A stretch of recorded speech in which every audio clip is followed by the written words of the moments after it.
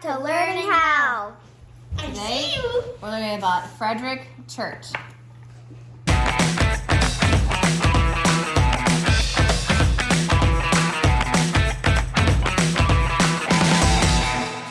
Frederic Church was born May 4th, 1826, and he died April 7th, 1900. He was the direct descendant of Richard Church, who was a Puritan pioneer from England who accompanied Thomas Hooker on his journey through the wilderness from Massachusetts to what would become Hartford, Connecticut. Church was the son of Eliza and Joseph Church. He had 2 sisters and no surviving brothers. His father was a successful businessman as a silversmith and a jeweler. He was also the director at several financial firms.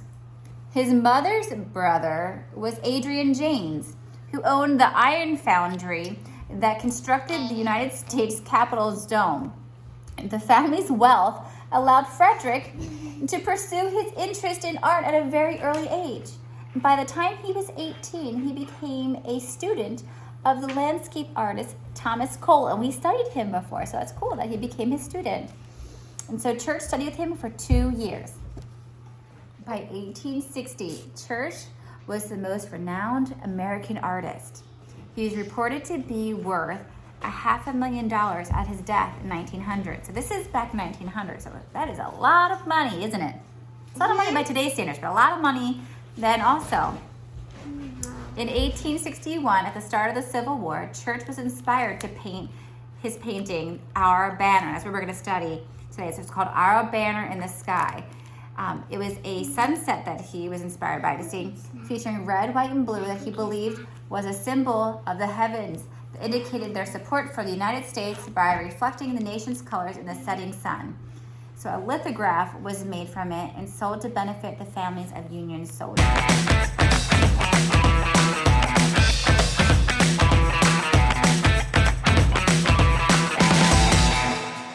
This is the picture of Our Banner in the setting sun, and so you can see that it's an overlay, so that there is a picture behind, and then there's the banner and the flag overlay on top. So today, for Learning How, we are going to make our own overlay. So we are going to have our canvases, and don't knock it over. Thank you. And you're going to be able to use your colored pencils. So you make sure you bring your colored pencils. We're going to do colored pencils, and you're going to draw a sunset.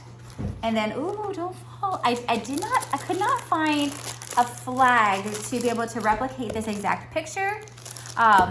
That would be appropriate size for a canvas, but I did find these really cute trees. And so we have these stencils that we can use.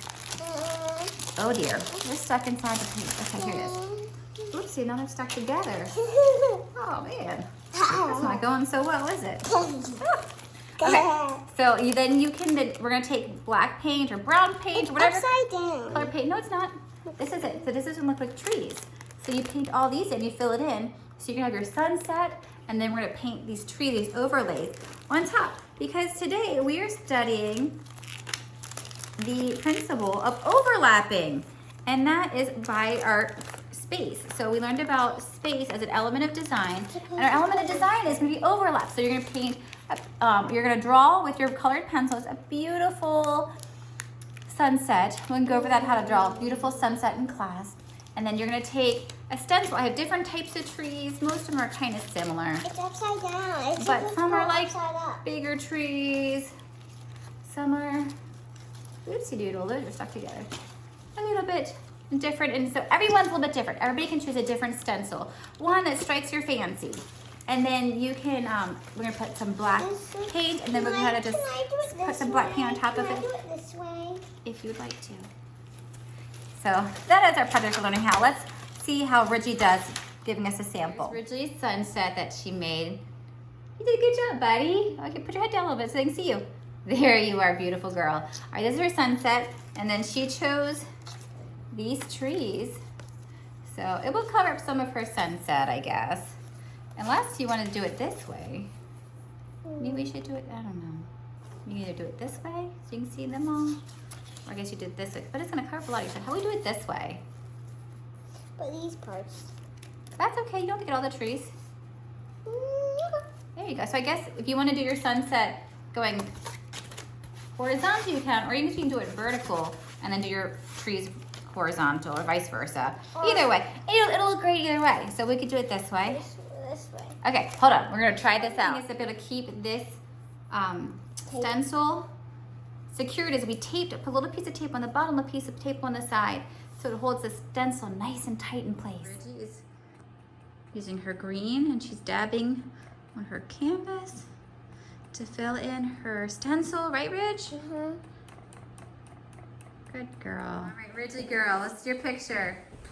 Here is her stencil with her sunset. I did it all by myself. Yes, you did such a good job. I'm so proud of you, buddy. So can you say see you later? See you later. So see ya in the new year? See you in the new year. Bye. Bye.